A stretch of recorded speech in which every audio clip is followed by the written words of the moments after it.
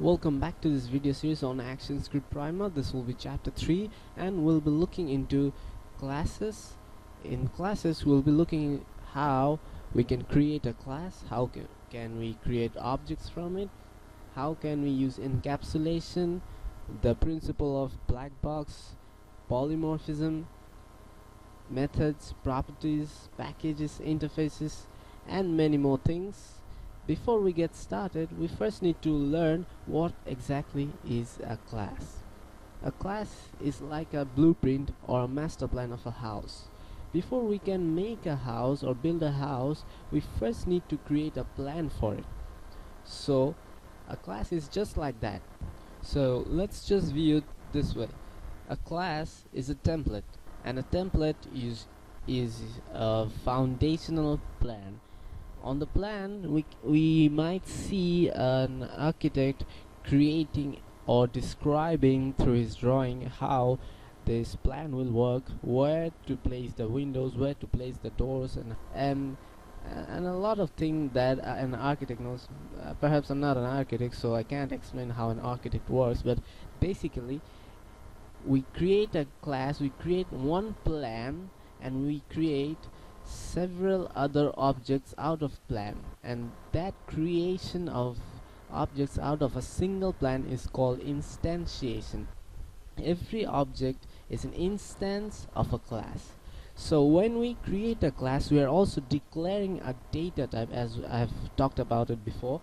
We are creating a new data type and we're introducing it to our compiler so that it understands which sort of data we are referring to.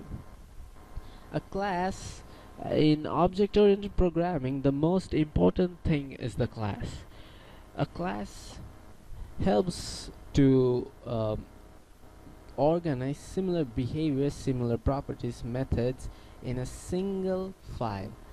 Like taking the example of a car, we can see that it has 4 doors or 2 doors, whatever it has, windshields, headlights, which are important and which are features of a car. It will take all these features, a class will take all these features and place that inside a file with an extension .as. A stands for Actionscript. A class, a single script will contain only a single class. So we can see that classes assign responsibilities according to the data and operation that it will create as an object.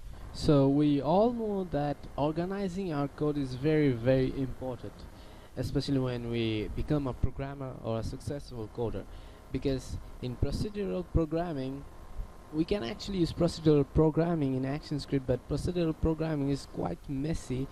In my own experience as a PHP programmer, I've seen that procedural programming tends to be quite messy. When I tend to go and revisit my code, I try to forget. I mean, I actually forget what I wrote, although I comment out my programs.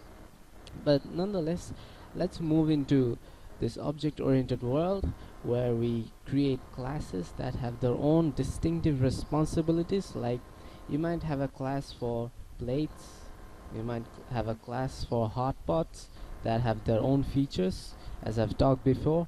So an object-oriented approach tends to be more organized, with classes that have their own functionalities, with their distinctive roles, and the ability to inherit from their parent or superclasses. We'll be talking about encapsulation, polymorphism, and inheritance in a short moment.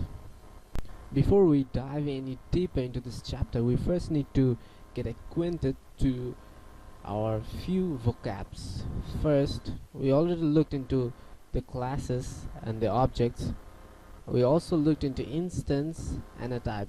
We need to remember that an object, when we refer to an object in the object-oriented world, we refer to any object like a chair that I'm sitting onto, a table, a car, a house, and any other thing. And programmatically, when we are speaking of an object, we speak as in It's an construct that is built onto runtime.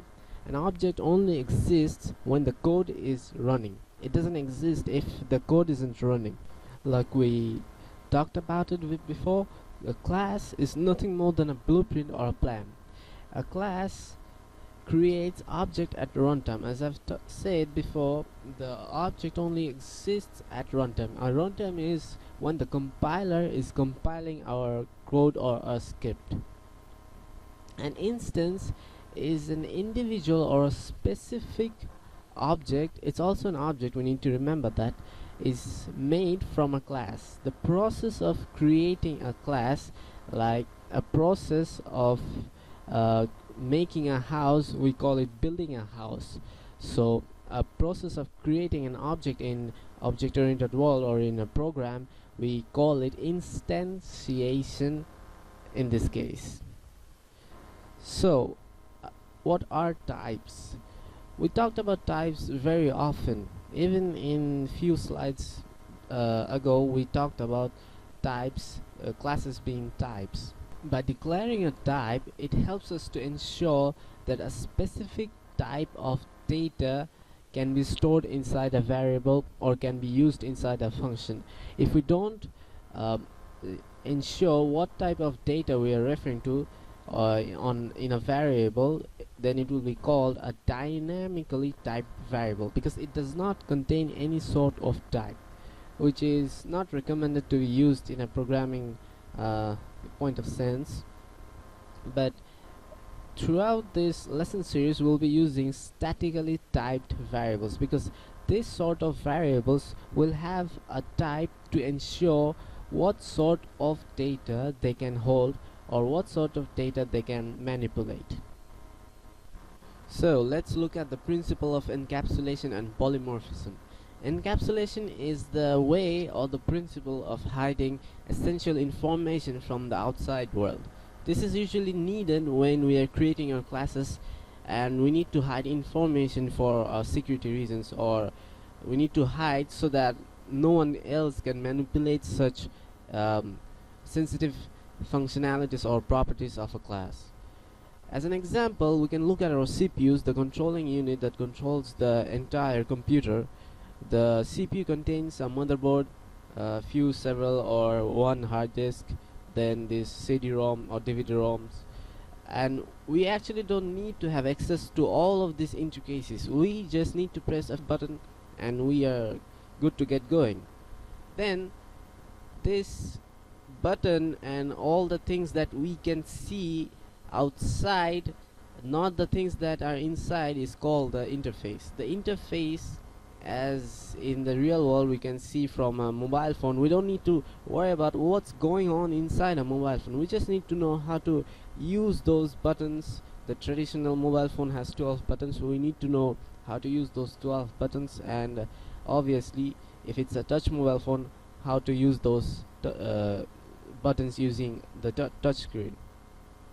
So the interface that we use, the interface that we can see, is in object-oriented sense is also called an interface. In this case, we need to remember that object-oriented programming needs to be in tune with the real world. So let's look at the black box principle, a principle applied that can be applied with real world and object-oriented programming. So let's look at an example of using our oven at our home. When we want to cook something, when we want to cook a certain sort of food in our oven, we need to get that food, obviously, then place that food inside the oven, press few buttons on the interface and click start. So after we click start on that interface, the oven automatically starts cooking the food. After some time, the timer stops and we get the cooked food.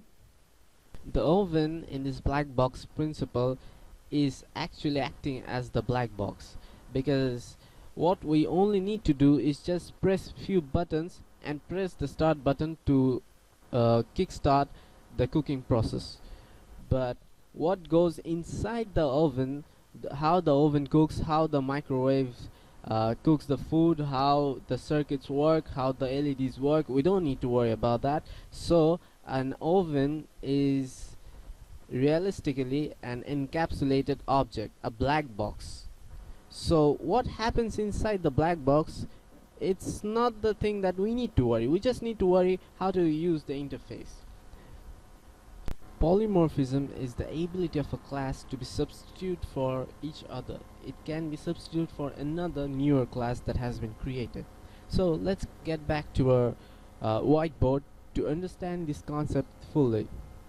We started with the example of the oven. Now let's get back to this oven. In the market we will be able to see that there are two sorts of oven. First, the electric oven. Second, the microwave oven. The electric oven has a simple interface, as we can assume, that has a basic heating button, a defrosting button, auto reheat button. But suppose that we want to change that electric oven and we want to buy a new, more expensive microwave oven that has more features and functionalities. Through this microwave oven we can cook delicious food, create new creative dishes. So for that microwave oven we will have a new advanced interface that will also contain the basic heating button, the defrosting, the reheating button. But additionally, because it's a more expensive one and perhaps it has more features, it will have a roasting button, a preheat button, and obviously let's assume it has a option for pizza making grilled chickens.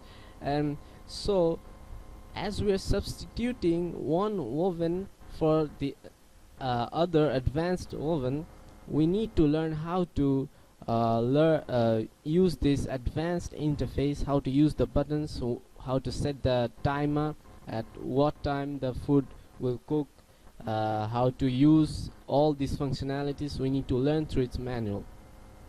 So this is what polymorphism is. In this scenario we are substituting one object through another. So we are actually throwing away, perhaps not throwing away, we're putting this away and using this new microwave oven to cook our food, to use in our daily life. Armed with the concepts of encapsulation and polymorphism, let's now look at how classes are created, how they are packaged, and we'll be also looking at the concept of inheritance once we get hold of packages and classes. So a class, as I've discussed before, is a blueprint or a plan for creating any number of objects.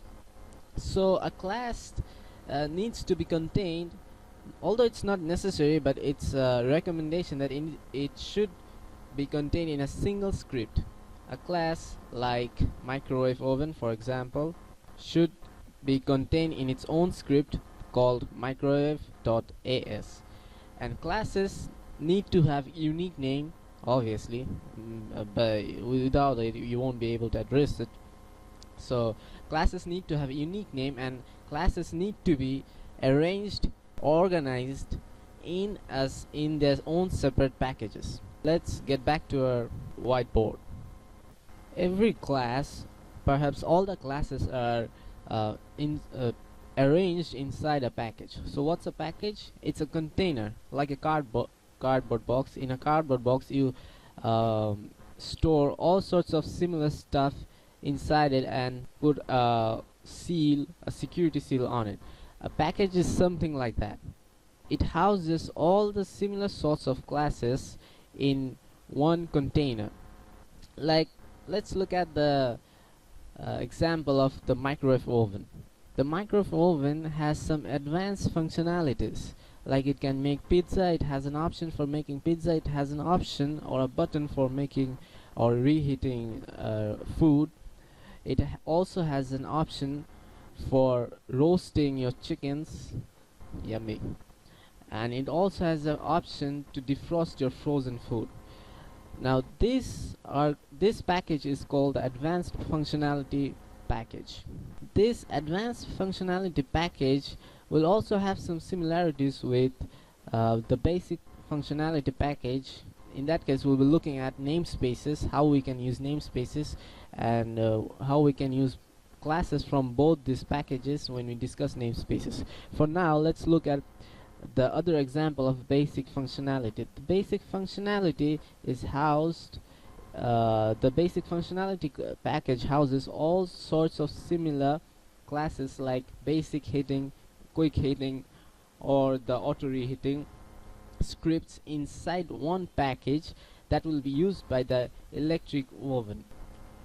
So how our package is named and how our package is addressed. Let's go back to our PowerPoint presentation for this.